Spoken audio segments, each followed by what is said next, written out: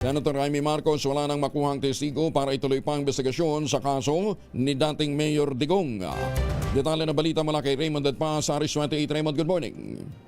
Aminado si Senador Jaime Marcos na wala na siyang makuhang testigo upang ipursigi ang investigasyon hinggil sa nangyaring pag-aresto kay dating Pangulong Rodrigo Duterte at dalhin sa The Netherlands.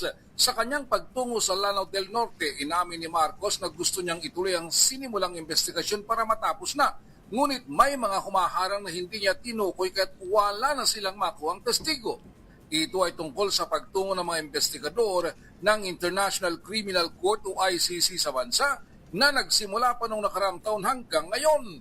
Ganon din sa kaso ng eroplanong ginamit na pinagsakyan sa dating Pangulo papuntang The Netherlands. Sabi ni Senador Jaime, parehong walang testigo sa mga ito. Nakadalawang hearing ng kanyang Senate Committee on Foreign Relations sa issue na siya umunong dahilan ng kanilang hidwaan ng kanyang kapatid na si Pangulong Bongbong Marcos. Narito si Senador Jaime Marcos. Ang problema, maraming naghaharang dito sa ating investigasyon. Gusto kong tapusin na naiinip na ako Kaya lang, walang testigo. Walang pinapaharap tungkol sa mga ICC. Ang balita, yung mga ICC, nandito na pala.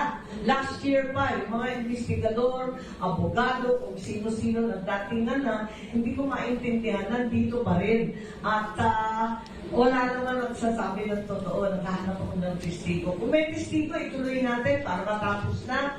Ganon din yung tungkol sa aeroplano, kasi wala rin testigo.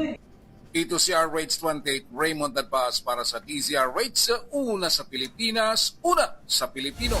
Maraming salamat, Raymond.